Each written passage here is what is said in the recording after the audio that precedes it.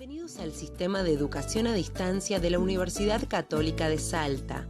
En esta clase de Derecho Procesal Civil para la carrera de Abogacía, desarrollaremos el tema El Derecho Procesal, perteneciente a la unidad número 4 del programa.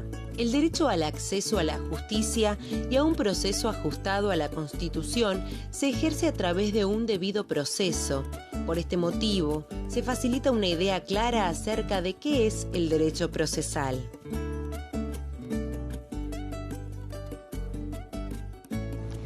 El derecho procesal es aquella rama que estudia la organización de las conductas en el proceso o en el enjuiciamiento, dicen algunos, y estudia a su vez la segunda parte, la organización del sistema judicial.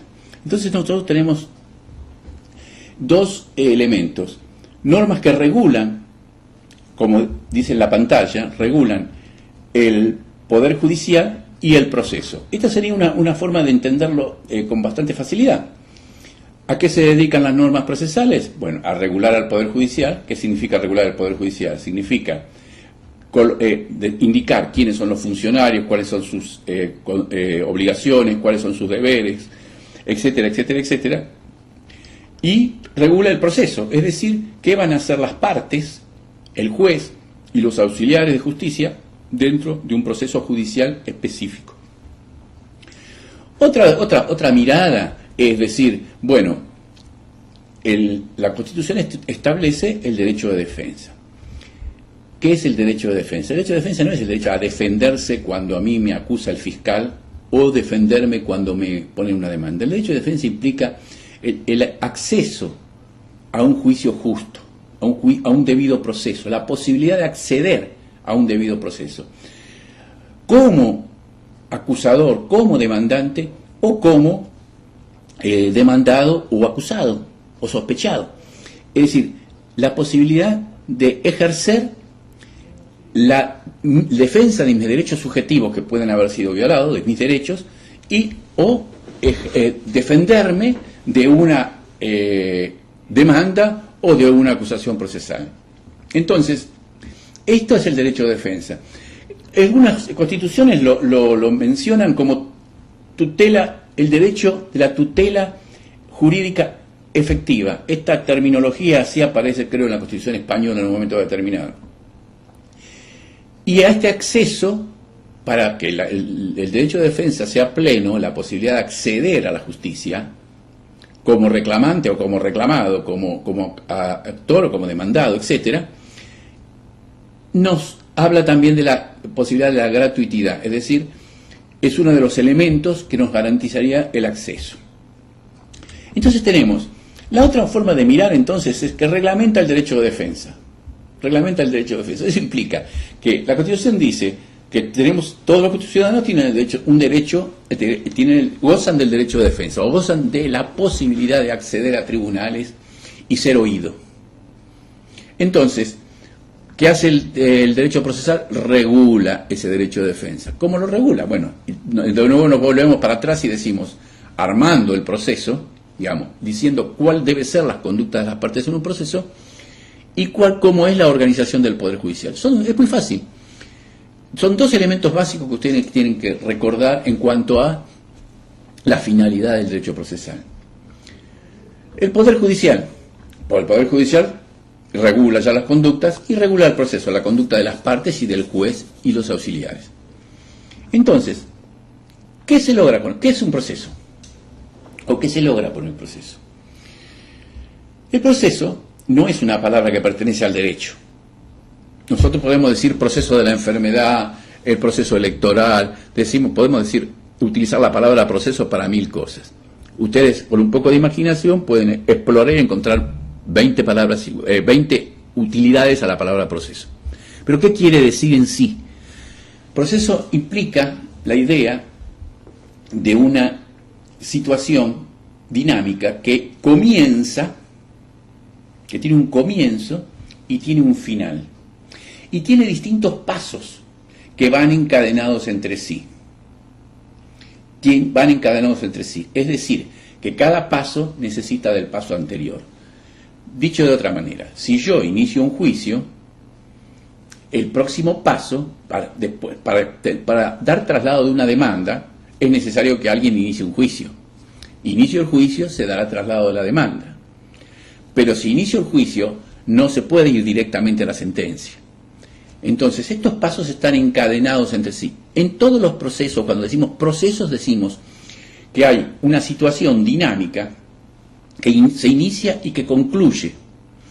La finalidad de ese proceso, del proceso electoral, es, obviamente, contar los votos y determinar quién es el ganador, quién es el candidato ganador.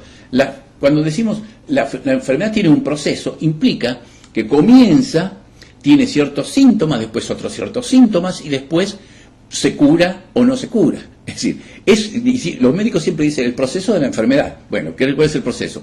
Varios pasos. Generalmente son escalonados. Primero se da uno, después se da otro, después se da otro. Un proceso químico requiere de pasos encadenados entre sí. Es decir, se mezcla, se arregla, se calienta, etcétera, etcétera, un determinado material y se logra un proceso, la finalidad, otro material o cualquier otra cosa. El proceso tiene como finalidad una sentencia y tiene como inicio la actividad que tiende a la defensa de un derecho. Esa actividad que tiende a la defensa de un derecho, ya le dije, puede ser como actor o puede ser como demandado. Esa actividad que tiende a la defensa de un derecho, le llaman los romanos acción. A esto le llamaban acción. Es decir, ¿tiene acción o no tiene acción? ¿Tiene la posibilidad de acceder a la justicia o no la tiene? Eso le llaman acción. Por eso ya desde ahora les adelanto que no se ocupen de la teoría de la acción, ni de todos los elementos que le siguen a la teoría de la acción de la unidad 3. Lo único que ustedes tienen que saber es la teoría clásica, hacerse una idea a qué llamamos acción. Y una vez que se hicieron eso, esa pequeña idea abstracta que es la acción, entonces ahí se agotó el estudio para ustedes. Porque lo otro sobre la acción hay 6.500 teorías, incluyendo de varios teóricos y varios filósofos del derecho argentino. Entonces, no vamos a embarcarnos en ninguna. Acá está marcada la teoría de la pretensión porque seguimos la tradición de un programa. Pero la teoría de la pretensión es una de las tantas teorías, la trajo Palacio y por eso apareció incorporada y después se siguió. Es una teoría prácticamente inentendible, está traducida del alemán en un librito que es así, de un español que se llama Wasps, y no es tan inentendible, pero realmente es agotadora para un estudiante. Porque yo pretendo que ustedes sean abogados, no que sean juristas. Me basta con que sean abogados. Entonces, ponerse a estudiar distintas teorías de la acción, eso es para los juristas. Esa diversión es para ellos. Si ustedes van por la calle y le preguntan quién es el mejor abogado que en este momento está dando vueltas por acá por tribunales, y van a decir, mire, ahí va el doctor, no sé, fulano. Entonces se acercan al doctor fulano y dicen, doctor, ¿qué es la acción? El tipo lo va a mirar y le va a decir, ya, no me interesa, nunca me preocupé por ese tema, nunca tuve un conflicto cuando tuve que ejercer la abogacía, sobre qué es la acción y cuál es la mejor teoría que define la acción, o que define la pretensión, o que define cualquier otra cosa. Y esto es cierto, porque esa pertenece a la rama de la filosofía del derecho, pertenece a la rama de pensamiento avanzado de un jurista, pero no a la rama de un abogado. Entonces, olvídense de esto y sáquenlo para afuera. Busquen las definiciones sencillas, incluso métanse en internet y digan la acción, y por ahí le va a aparecer la acción jurídica, qué sé yo. Nosotros usamos la palabra acción para un montón de cosas, lo van a ver más adelante en Derecho Procesal 1 y Procesal 2. Decimos acción de nulidad, decimos acción de simulación, y a veces en vez de decir demanda de nulidad, demanda de desalojo, hablamos de la palabra acción como la palabra demanda, etc. Pero en el fondo no es más que la posibilidad del ejercicio de un derecho subjetivo ante los tribunales. A eso se le llama acción. Pero los romanos tenían otro contexto. La acción era una tipificación de un tipo de juicio. Si no tenías acción, el juicio ese no estaba tipificado, es decir, no tenías el derecho. Entonces esto es bastante complicado de explicar y no vamos a ingresar ahí.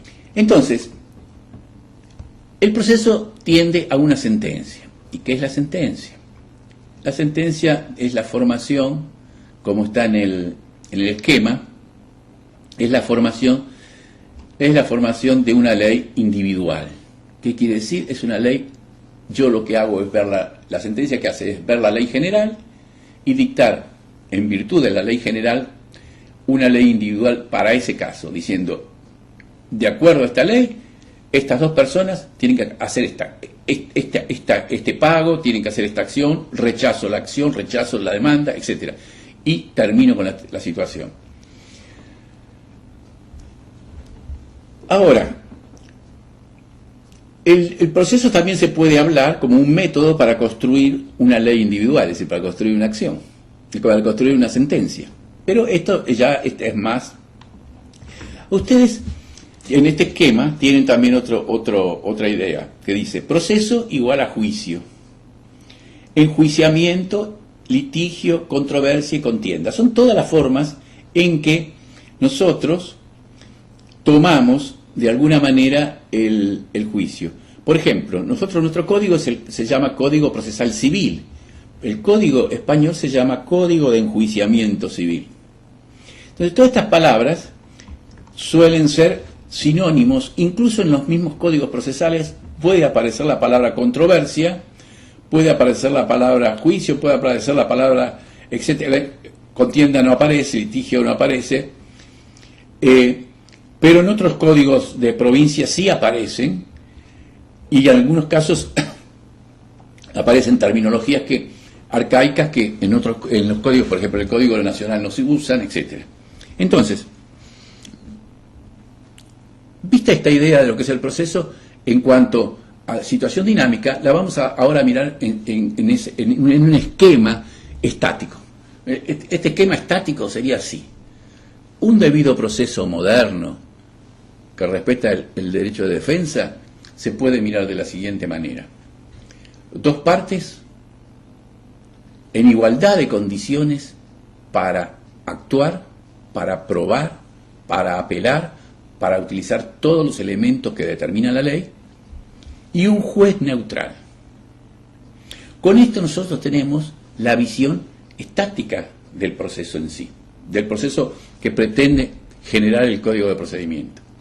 Esta visión es, no hay proceso si no hay juez neutral. No hay debido proceso, no hay proceso legal, no hay proceso constitucional si no hay un juez neutral.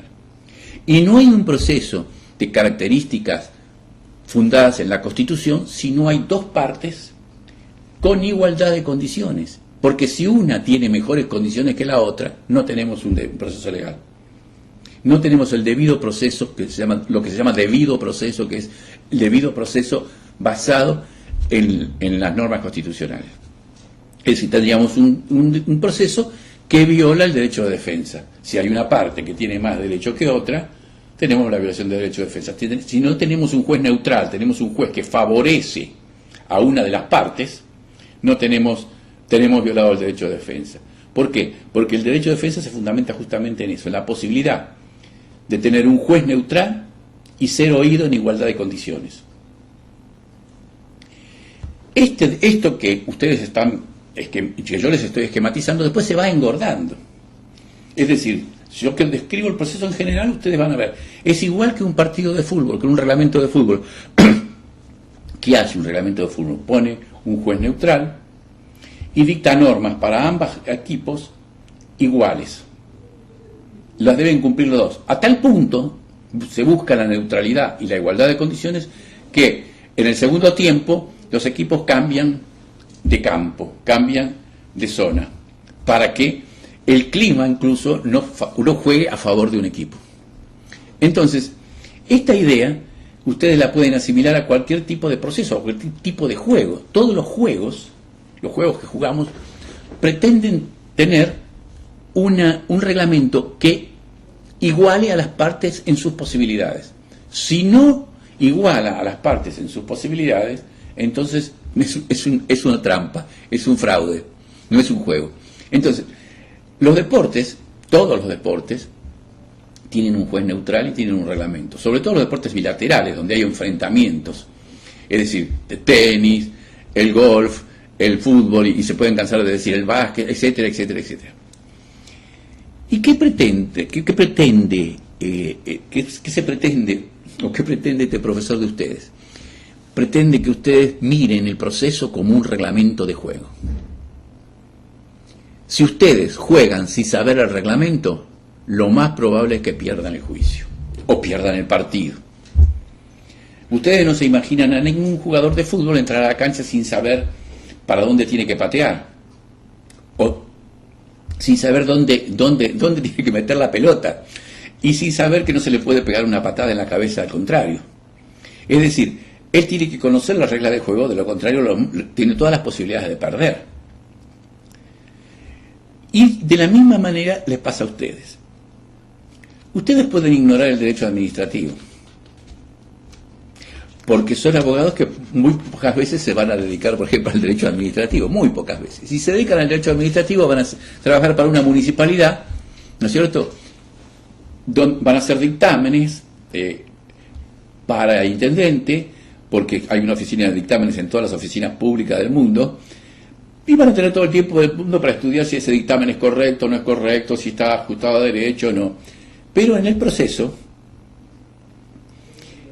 se pueden olvidar de gran parte del derecho civil, porque ustedes van a tener tiempo para estudiar, pero lo que no se pueden olvidar y lo que no pueden ignorar es muy claramente las reglas de juego. Eso no lo pueden olvidar y lo tienen que manejar de la misma manera que se manejan las reglas de juego en cualquier controversia. ¿Qué significa esto? Las reglas de juego nos permiten, ¿no es cierto?, no solamente cumplir con las pautas y no cometer errores que nos perjudiquen, sino que además nos sirven como elemento estratégico. Es decir, si yo sé que tengo que probar esto, yo voy a tender a ofrecer aquella prueba pertinente. Es decir, es una situación estratégica. Y para eso yo tengo que saber qué tengo que probar y qué prueba es idónea para probar determinada cosa. Es decir, después tengo que tener una idea de cómo avisarle al juez que el adversario ha cometido una falta y que esa falta lo debe perjudicar. Dicho de otra manera, el adversario no supo producir bien la prueba y entonces la perdió. La perdió no significa que se le extravió por abajo del escritorio, significa que no la puede presentar más.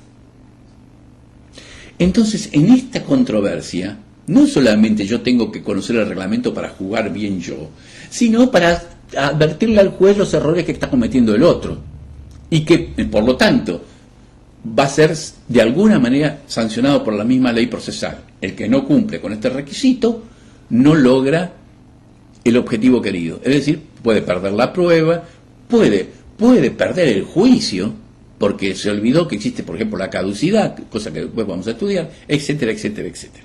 Entonces, si ustedes ven esto como un reglamento de juego, van a tener que estar constantemente mirándolo y aprendiendo. No es sentido común el código de procedimiento.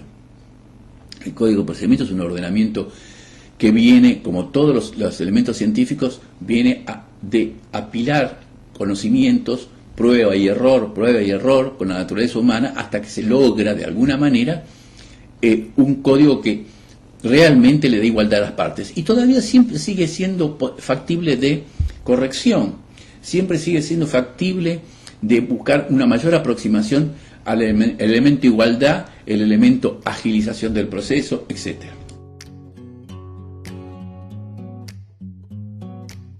El ejercicio de la abogacía requiere de profesionales con conocimiento del derecho que acompañen a las partes en el proceso judicial.